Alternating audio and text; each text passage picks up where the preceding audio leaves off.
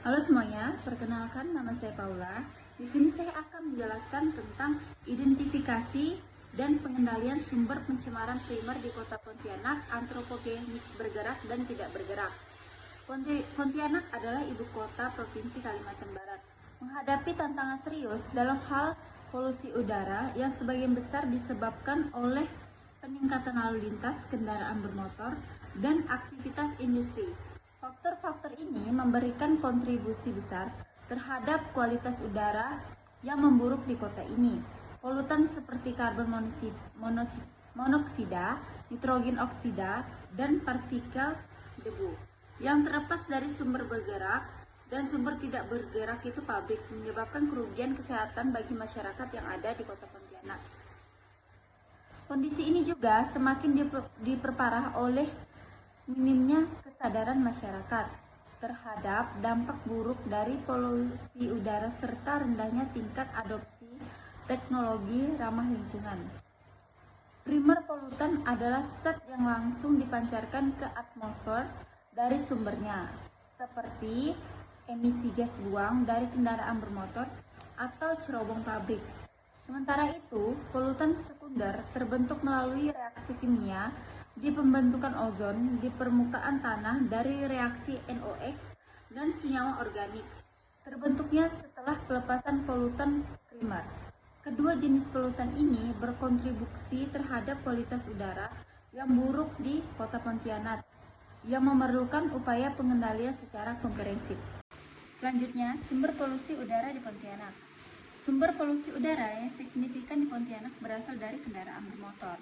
Berbagai penelitian menunjukkan bahwa jalan-jalan utama seperti Jalan Alianyang, Jalan Katulistiwa, dan Jalan Komjen Sudarso mengalami volume lalu lintas yang tinggi yang berkontribusi terhadap emisi polutan seperti CO, NOx, dan PM10. Berdasarkan hasil observasi dampak emisi transportasi terhadap kualitas udara di Pontianak, dengan emisi dari sepeda motor, mobil, dan juga bus, dinilai berdasarkan konsumsi bahan bakar dan kilometer perjalanan kendaraan.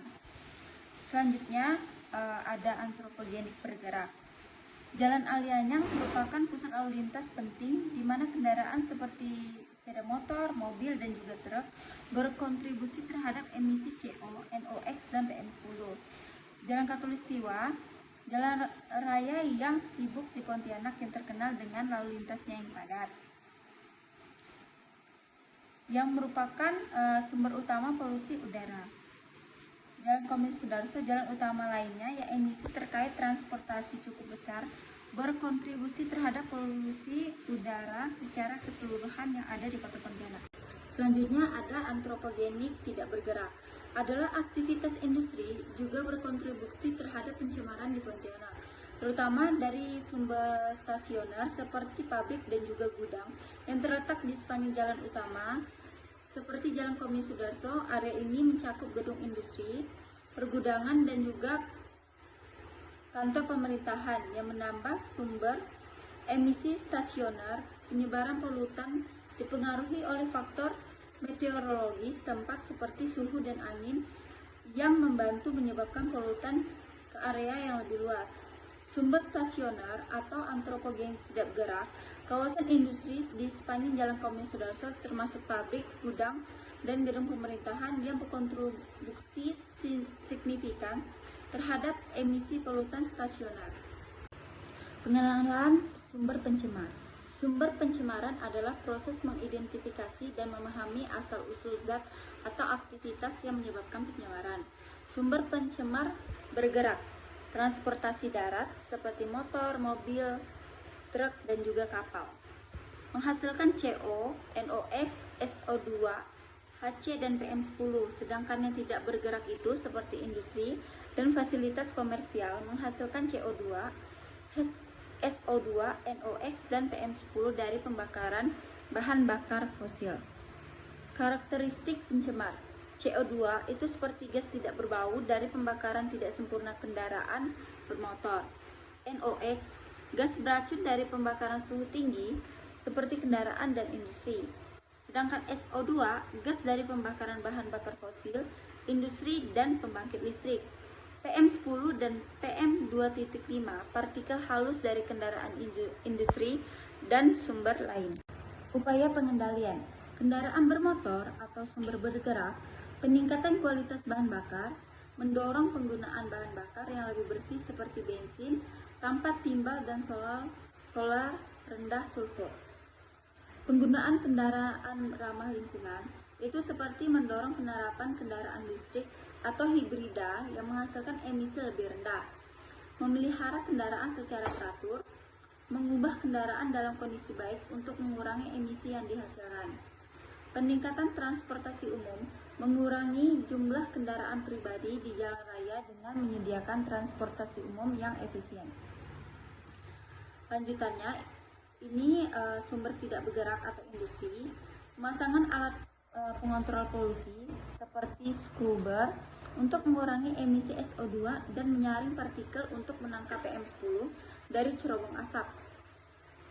Penggunaan energi terbaru seperti menggantikan bahan bakar fosil dengan energi terbarukan seperti tenaga surya atau angin untuk menurunkan emisi karbon. Audit lingkungan secara berkala, mengawasi dan mengendalikan emisi dari pabrik dan industri melalui pemeriksaan rutin. Pencemaran sekunder, proses dan mekanisme. Pencemaran sekunder, proses dan mekanisme pencemaran primer seperti karbon monoksida, sulfur dioksida, dan nitrogen oksida, dan partikulat halus PM10 dapat berubah menjadi polusi sekunder di atmosfer melalui reaksi kimia tertentu.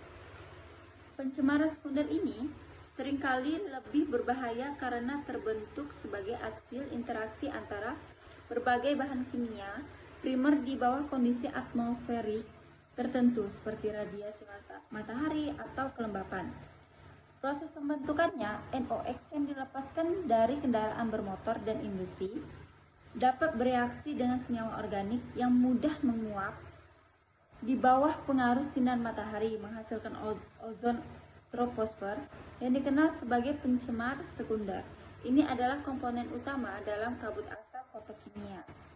Alasan ilmiah dan datanya, NOx menjadi ozon troposfer atau O3, NOx ditambah VOC ditambah sinar matahari itu menjadi ozon troposfer atau kabut asap terjadi melalui reaksi fotokimia terutama di daerah perkotaan dengan polusi tinggi.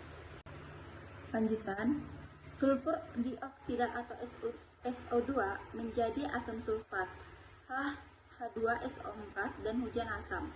Proses SO2 yang dihasilkan dari pembakaran bahan bakar fosil di industri dapat bereaksi dengan uap udara di atmosfer untuk membentuk asam sulfat H2SO4. Ini kemudian turun menjadi hujan asam yang dapat merusak lingkungan termasuk bangunan, vegetasi, dan badan udara.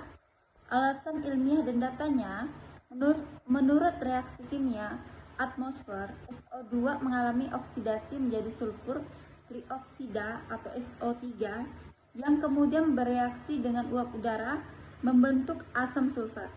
Fenomena ini dikenal sebagai polusi sekunder karena bahan pencemar primer SO2 diubah menjadi zat lain yang lebih reaktif dan berbahaya yang dapat merusak lingkungan, bangunan, dan ekosistem. Selanjutnya, partikulat atau PM10 dan PM2.5. Sebagai katalis pencemaran sekunder, PM10 dan PM2.5 adalah polutan utama yang dapat memicu pembentukan pencemaran sekunder dengan menyediakan permukaan untuk absorpsi dan reaksi kimia.